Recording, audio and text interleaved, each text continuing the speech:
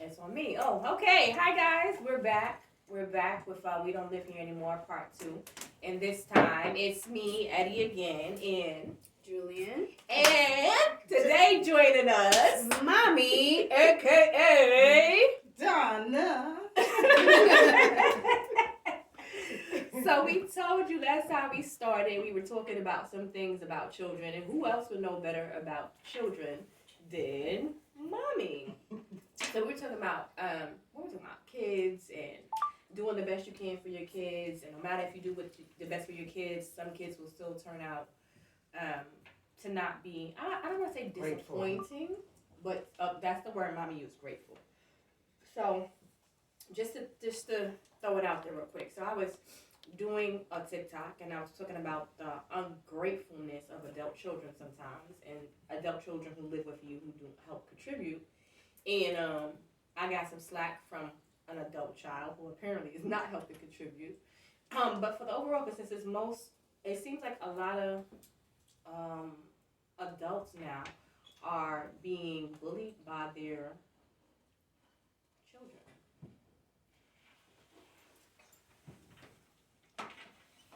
So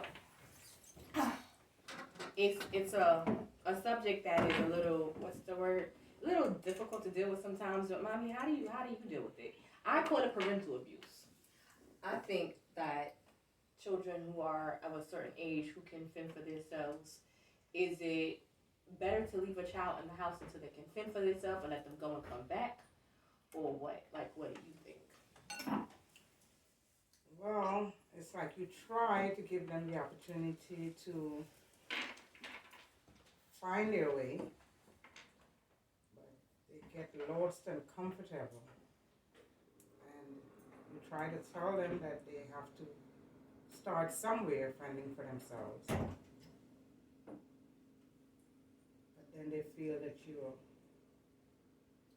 pushing them away. But I don't feel that that's the case.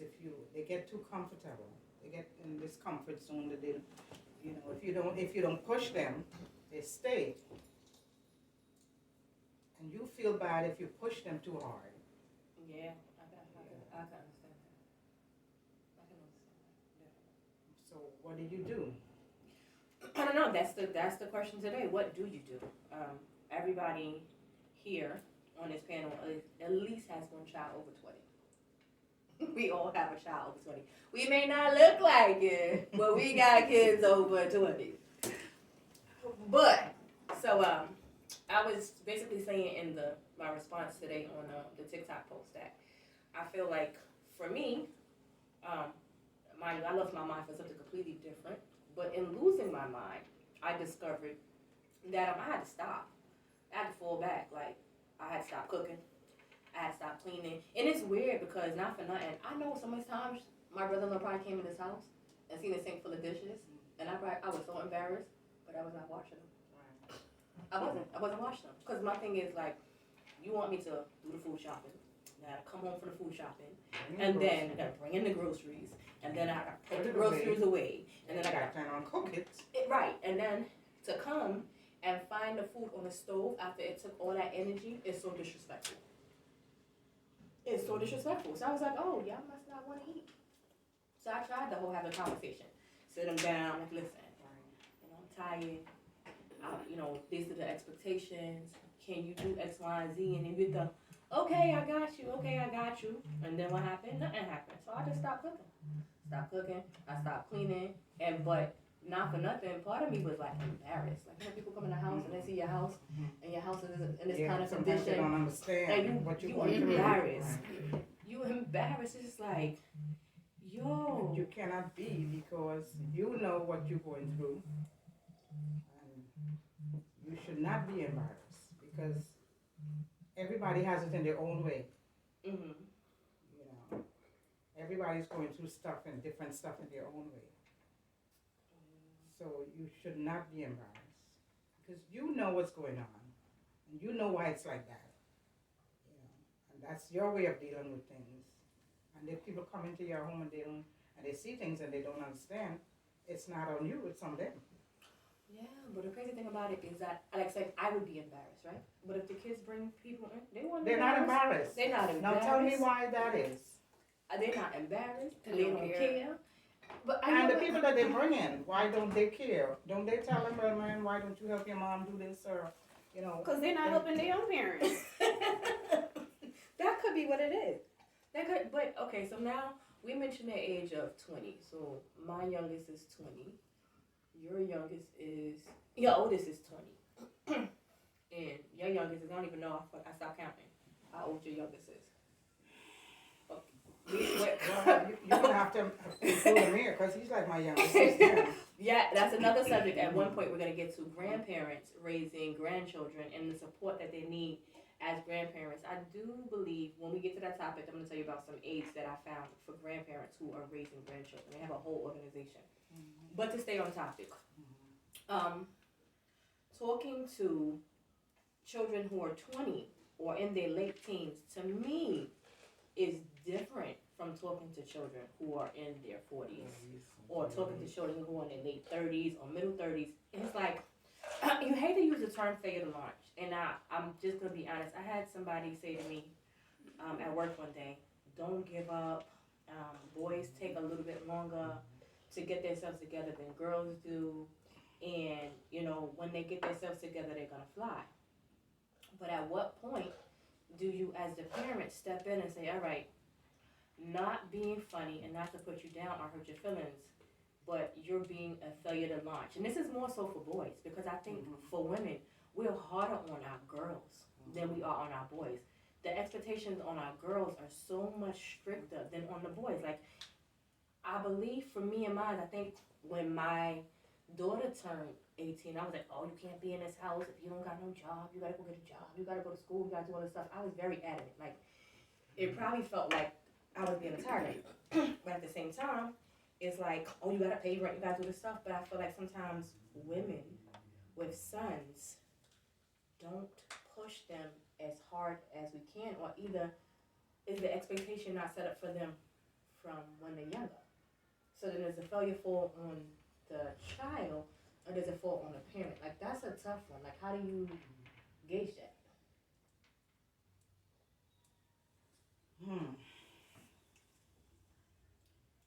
Well, for me, I felt that I had the energy when I was younger to push them. I give them up to a certain time. I give them like a long rope, you know. Excuse me. And at a certain time, I mean, it's like they push you to a point where you can't take it no more, and you have to like give them somewhere along the line you give them a jerk. But like at a certain point, they push you to the point where you have to like really shove them, you know, and they gotta wake up. You gotta shake them. You gotta give them that rude awakening. Sometimes it works and sometimes it don't work. Because like when I was young, I was able to do that. But it's like now I'm getting older and I don't have the energy to deal with the nonsense. You know, I just lay back. Whatever comes happen, whatever. They're grown. They're in their 30s. They're in their late 30s. When are they going to wake up? You know, because I try to remember the older ones. It took time. But eventually they got it. And they moved on. They pushed themselves and they did what they had to do.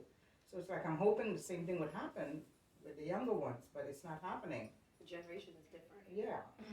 I think the sense of entitlement is different. But Julian, you're right. The generation The is generation different. is different. What me, being that we are of age of your oldest ones, I feel like the generation is different compared to your youngest ones.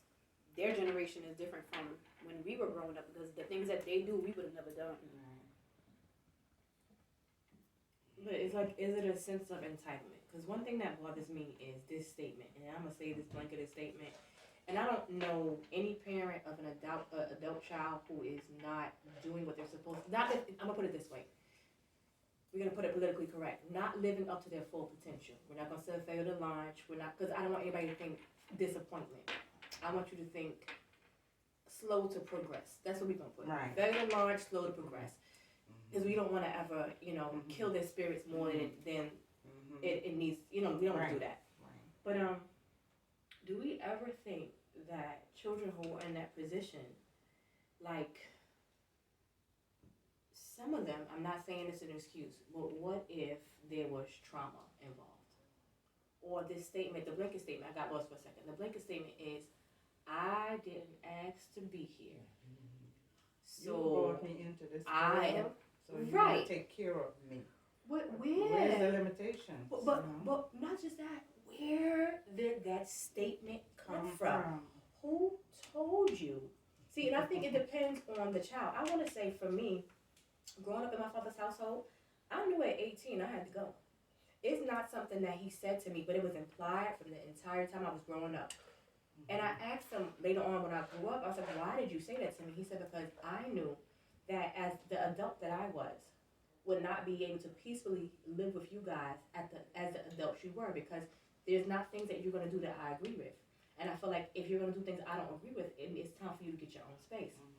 But a lot of times now, parents, i.e. me, their kids do a lot of things they don't agree with. And they kind of just like close a blind eye to it because it may not be right. But for me, with the boys, I was more afraid of them going outside, the cops bothering them, getting locked up. And I think it may have not been a great reason, but it was part of the reason, and I think I've allowed them to do some things that necessarily I couldn't have done with my own parents. Right. But back to that, who told them that I birthed you or I bore you, so now it's your job to take care of me? Where that came from? Where that came from? Their generation. Like, who? Mm-hmm. Where did it come from?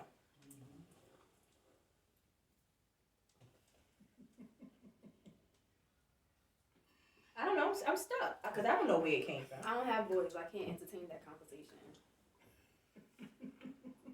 I don't know. Okay, so you don't have boys, but now here's the problem. I was talking to mommy probably like 3 weeks ago, and I was saying to her something about boys, and she said it's not just boys. She was speaking figuratively about someone that, she was aware of whose girl child was doing the same thing. I don't think it's just boys now. I think it's a complete generation of the young people who feel like somebody owed them something. And it's funny because I was often, the expression I got growing up was, anything between 0 and 18 is on your parents. Anything 18 and above belongs to you. And it's funny because I had a child when I was younger. And when I was younger, when I had the child, what happened is that I stopped getting things. I had my daughter at, 17 going on 18, and my parents automatically stopped taking care of me. Like, they would get me bare necessities, but they wouldn't get me nothing else at all. Like, they would help buy diapers for her, and I'm gonna be honest with you, they didn't really buy that much diapers for her. It was kind of like, sometimes I had to find that $5 to get them fitties. Like, really, it was a consequence of, didn't I said to you, listen, this is not what I want for you, but you went and did it anyway, so now you're gonna deal with your own consequences. So, that's what happened with that. But anything over 18 falls on you. So I got lost.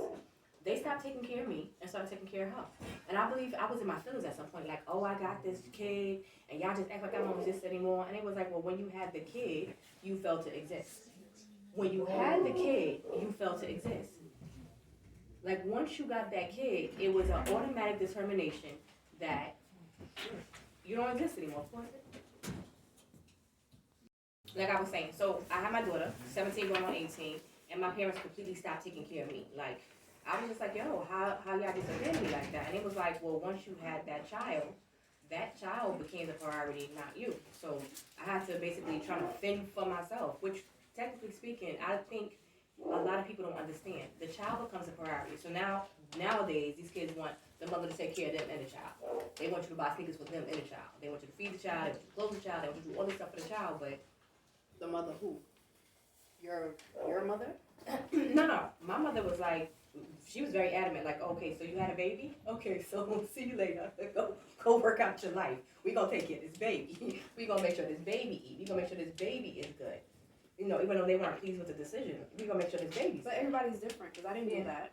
Like, when I had mine, I sheltered mine. I did everything with mine. If I was going to the store, she was strapped right in front of me, and I went to the store. My mother actually felt some type of way. Really? Yeah, she did. Because I didn't allow to leave my kid behind for her to feel like I was leaving my kid for her to tend to. No. I didn't leave her for her to tend to. I get what you're saying. Uh-huh. I'm saying every parent is different. Like, your mother took control. Mine felt like I didn't allow her to take any control. But then why should you? That's called being a responsible adult. If it is that you had that baby, that was your baby. Like, my mom used to say, okay, my grandmother wanted her to basically leave me with her and my mother go to college. My mom was like, no, I'm not leaving you with your grandmother for me to go to college. I had you, I'm going to keep you. But that's not everybody. We know people who leave their kids on doorsteps and keep it pushing. Then it shifts to the responsibility of like, who does the rearing of this child shift to? So like, hypothetically speaking, we on hypotheticals, because this could be public, we on hypotheticals. Seriously. You have a child who has a grandchild. You don't have a child who have a child. Like, how much do you assist? And then how much do you fall back? Because at the end of the day, the person who winds up hurting, if you don't assist, It's the grandchild. Right. It's the grandchild. Not even the child, it's the grandchild. So it's like, it's like, you can't even bear necessarily responsibility because it's like, who does it fall to? But that puts the grandparents between a rock and a hard place. Right. Because at the end of the day, it's the child responsibility to take care of their child, not the grandparents. The grandparents are supposed to be there for backup. But sometimes it do fall on the grandparents, and that's where the grandparents feel where it's they're between a rock and a hard place. Am I right or wrong? Well, it's not necessarily because the grandparent is happy to take care of the grandchild, Right. But if the parent is not being responsible enough, you have no choice. But as far as I'm concerned, the grandparent is supposed to be spoiling the child, not taking care of the child. You take care of your own children already, you know what I'm saying? Your responsibility is to be a backup, to be there for the grandchild, to help nurture the grandchild. And, you don't get the opportunity to spoil them the way you want to spoil them because you got to end up nurturing them, and seeing that they stay on the right path. Yeah, but I think then too, it's like grandparents are to spoil the kid. And for me personally, I came back to New York because I really wanted my kids to experience their grandparents. Like, my grandparents lived next door to me, the one set of them. And then my mom's mom was down south, so we didn't have her. But I had what was a great aunt who I went to church with, so I was with her all the time. So for me, I got the pleasure of, it wasn't always pleasurable, because honestly speaking, I was scared of that woman. It's stern, but it's I still, was scared of that woman. you still get the opportunity to Right. get spoiled. Right, because I used to think she was going to slap the fire out of me all the time. Like, say the wrong thing, you about to get hit. Like, I really did not play with them. But I think it enhanced my children's life. And then the one thing that I'm learning now that my kids are getting older is that coming back to raise them with their grandparents did benefit, because I'm hearing now that they're older, there are a lot of things that their uncle caught that I didn't catch. I had no clue about. Or that their uncle went and told on them about, and I had no clue about. So I'm just like, yo. But the purpose is that it takes a village to raise the kids, but it has to be in the right perspective. I really feel like it shouldn't be all on the grandparent when the parent is viable and able to do it. Now, if the parent, God forbid, has cancer, or if the parent, God forbid, has mental illness or that kind of stuff, then, the grandparent kind of has to step up. But I think it's unfair for a person to expect their parent to raise a child that they had the pleasure for. I think it's unfair. It's really unfair. It's like saying, I've decided in life I want no consequences, and you just gonna keep picking up my stuff. You gonna keep picking up my poop and shoving it in the bag and putting it on the side of the road until I decide I want to grow up. Who does that? Who does that? It's not okay. It's not okay. And then you look at grandparents who don't help out and you look at them wrong. Like, for grandparents who decide, you know what? No, not my kid, not my consequence. And the child goes into the system. Then you get the looks at the grandparent like, oh, how could you let your grandchild go to the system? Is, they're a piece of you, and how could you let that happen? But it's like, at what point does the responsibility fall off the parent and fall onto the individual? Never, forever. You're a parent forever. You are a parent forever, but you are not a doormat for forever. You're a parent forever, but that's a problem I have. I think that's the one thing one of my sisters taught me, is that she used to teach her kids how to treat her. And I used to think it was so wrong. Like, for Christmas and stuff, she'd be like, oh, don't bring me no little gift. I want a TV. I want this. Like, she used to ask for big stuff. I want tennis bracelets. So she's ungrateful. And let me finish. I used to think it was a bit harsh. I did. I used to think it was a bit hard. I was like, how you gonna tell your kids you want TVs and bracelets and God bless the day? How you gonna tell your kids you want that stuff? But it's not until I got a little older that I see how if you allow your kids, they will treat you like crap. How much money you spend on your kids on a regular basis? No, they didn't ask to be here, but how much money you spend on your kids on a regular basis? How often I feel like, I'm not gonna say I don't spoil mine, but they earn what they get. I'm not gonna spend unnecessary money if you're not giving something in return. I don't ask for much. I don't harass them to do like the laundry or the groceries or a whole bunch of other stuff. But as long as your schoolwork is to par and is where it's supposed to be, that's all I really care about. So you can ask me for the world, I'm gonna bend over backwards to try to give it to you. Because you're giving me what I asked for. I only asked for one thing. And why I push that so much is because a lot of kids growing up after our generation, well, not even after our generation, but in between our generation and beyond, a lot of them didn't finish high school.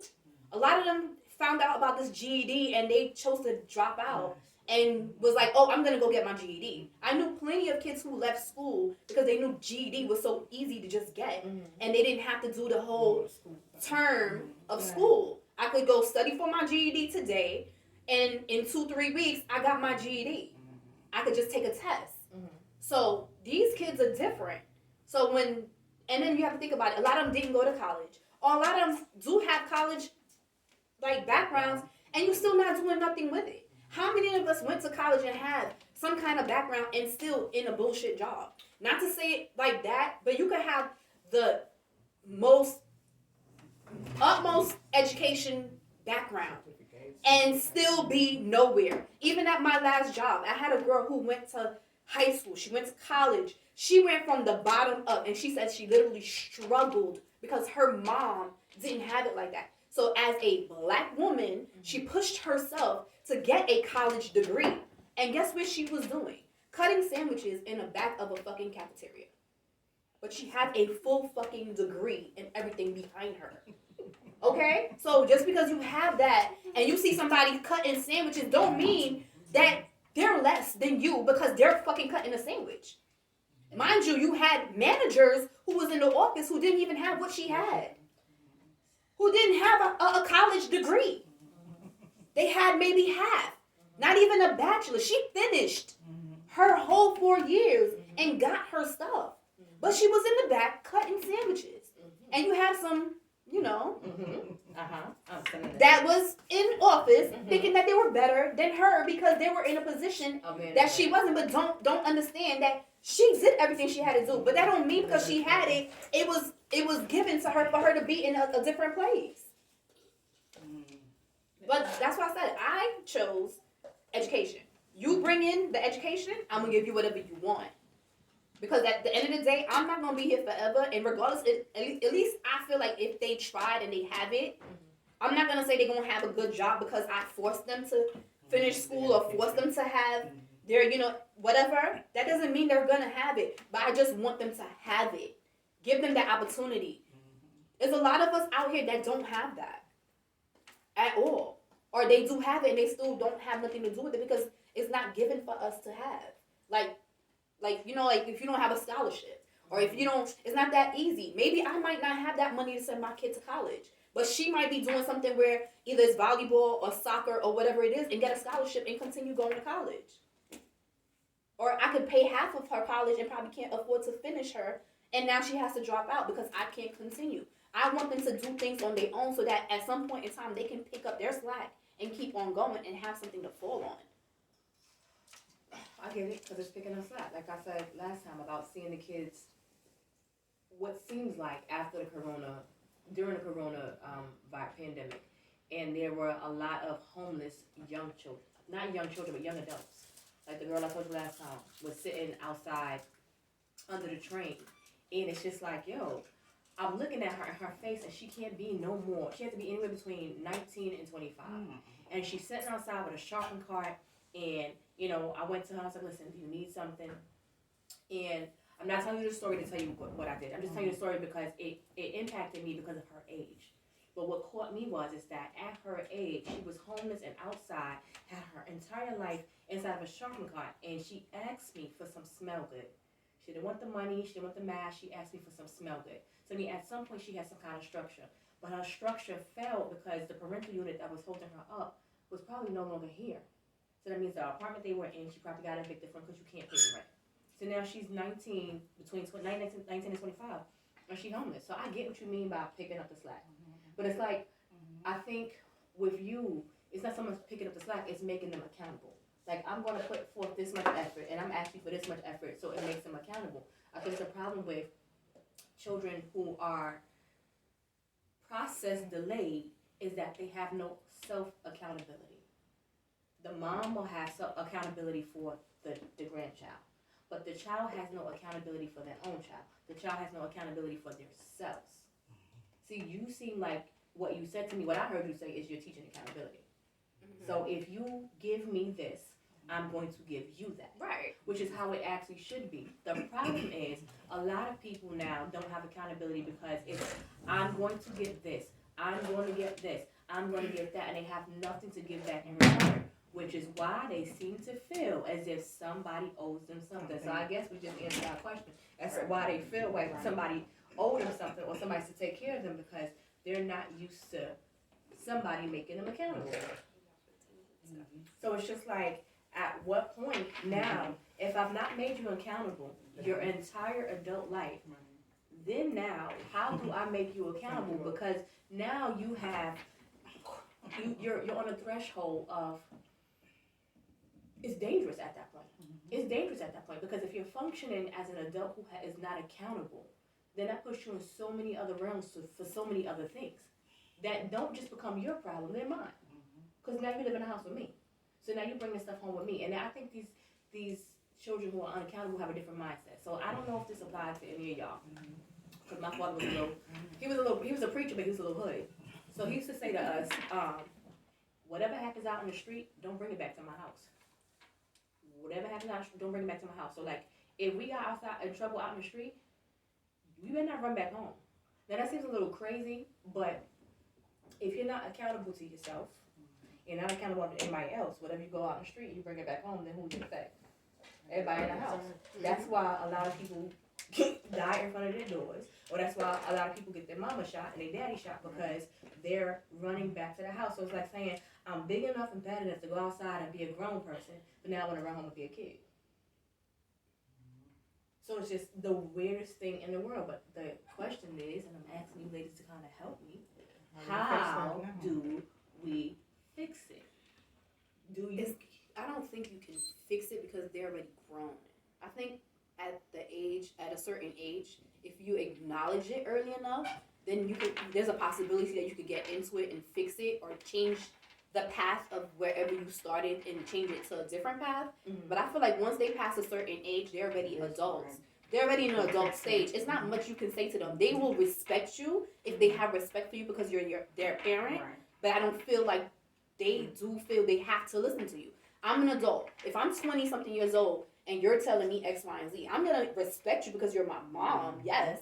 But that don't mean I have to do exactly what you're telling me to do. I'm going to look at it how it benefits me. So now I'm going to do what I'm going to do, how I'm going to do it respectfully without it disrespecting you. But I don't have to listen to you. I can still take it in matters of my own hand. I'm already an adult. There's but so much you can do about it. So then, does an adult mean your age, or does an adult mean what you can maintain? Because that's different. Because my thing is, I can be an adult in age, but you may not be an adult in what you can maintain. And if you're not an adult in what you can maintain, then that means you must maintain yourself outside my house. Because technically speaking, my thing is this, I think that's the problem. I think the problem is that we need to stop and I'm not saying we in general, but I think society needs to stop saying 18 makes you grown. This makes you grown. I think people need to say you are grown when you can bop, bop, bop, bop, bop. And that would change the expectations of some people because people like to throw around that I'm grown, I'm grown, I'm grown. But you don't pay your own cell phone bill. You don't pay your own car insurance. You're not responsible in any way that society says to be responsible. And you would say, well, what does society say to be responsible? But I've been doing these things for you your entire life. I've been doing them so I can show you how to do them. I've been doing them so that, God forbid, when I'm not here, you can live without me. You know what I'm saying? So it's just like, I think you need to stop telling people they're grown. That's the problem. They good.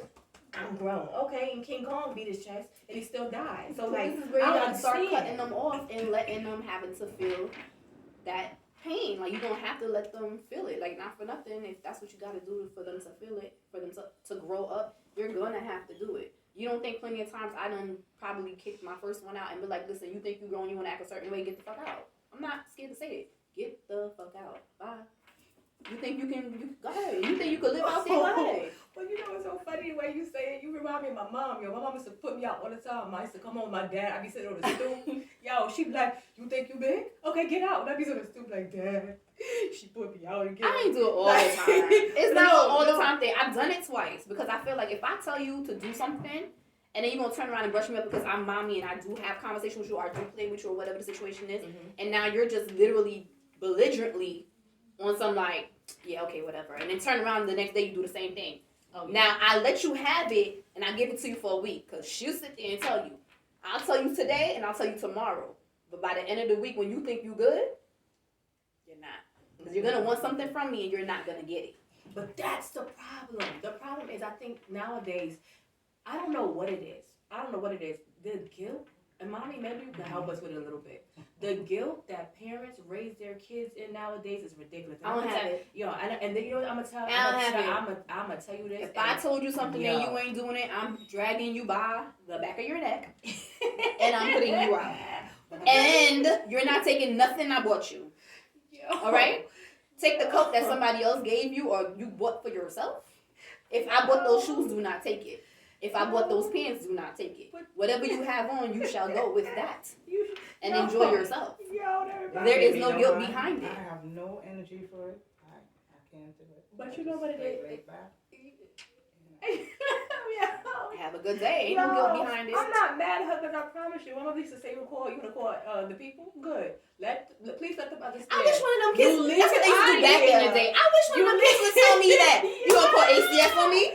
Please do. She used to say, you leave it out of here. Please do, because I will tell you, you're going to leave with them. Go You're ahead. not taking nothing else. If I bought it, I'm not taking it. Zilch. No. Zero. Sorry. And the problem is, back to this whole guilt with parents. I think parents nowadays parent from guilt. And I think that's the problem because that guilt keeps you, no, not you, but that guilt keeps people from being as thorough as they should be. It does. The guilt, for whatever reason, like guilt, so if something, God forbid, happens. So why the hell am I so thorough? Because you don't got no guilt. Because secretly down on the low, you know. Yeah, there you go. As long as you know. So, the guilt keeps people from doing the right thing, like things that happen as a kid in a childhood or whatever. I used to tell my kids all the time, and they can testify to you. I don't care if I'm a crackhead. I don't care if I never did it right. I'm still going to be your parent. I don't give two flying flips how you feel about it. You ain't never gonna like what I said. I may have not done things the right way all the time, but I'm still gonna be your parent because that is my job to be your parent. I think a lot of people, that guilt keeps them from like either it's a dad who hasn't seen a child or a dad who hasn't spent much time with a child, or maybe it could be a mom who hasn't spent much time with a child. What is the guilt you feel? It's like, what is the guilt you feel? Okay, so not necessarily me, but okay, so guilt. So I'm giving hypothetical situations.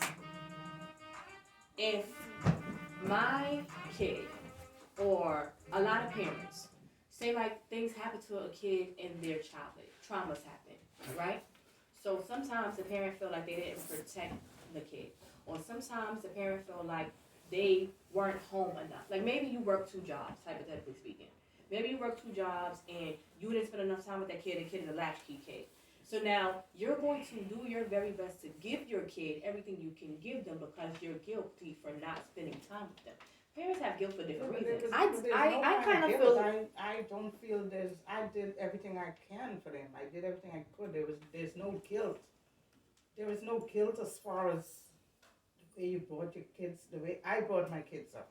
I don't think the There's- guilt there's falls no on the guilt. parents. Sometimes it falls on the kid. I felt like I that. felt I did all the right things I when it comes to felt- them. I felt because But I as didn't. adults, that's where I'm feeling that where did I go wrong? Then am I not stern enough with them? Then I tell them, then, you know what I'm saying? What did I do wrong in that case?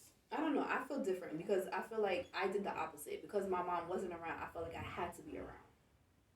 Like my mom had a night job, Mhm. so therefore when I came home from school, she's walking out the door. If I was lucky to see her for an hour or two, then that was it. In the morning when I'm getting up, she's in bed But you sleep. turned out fine. She don't feel no guilt that she did. No, that right, happened. but She I, did but what I she feel, had to but that's do what I'm for trying to you. tell her. Sometimes the guilt don't fall on the parent. Sometimes it falls on the child because I feel like when it comes to me and mine, I made it my business to have day shifts. So when I was walking out the door, my kids was walking out the door. So once I take them to school, when they were getting out, I'm already home. So I never wanted them to feel that when You weren't there. you're right. I never wanted them to feel like I was never in the house. But that's still parental guilt. See, it just worked the opposite way. That's It what I said. It wasn't- didn't fall yeah, on my it- mom. It fell on But me. yeah, it works that way too. Because with my kids, I felt like my father was really strict, really stern, and I wasn't allowed to speak my mind. So my kids were allowed to speak their mind.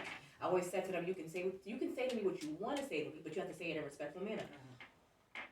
Yeah, I think I asked for that one because my kids say what they want to say. Respectfully, but they say what they want to say. They don't hold their tongue. So it's like it works differently.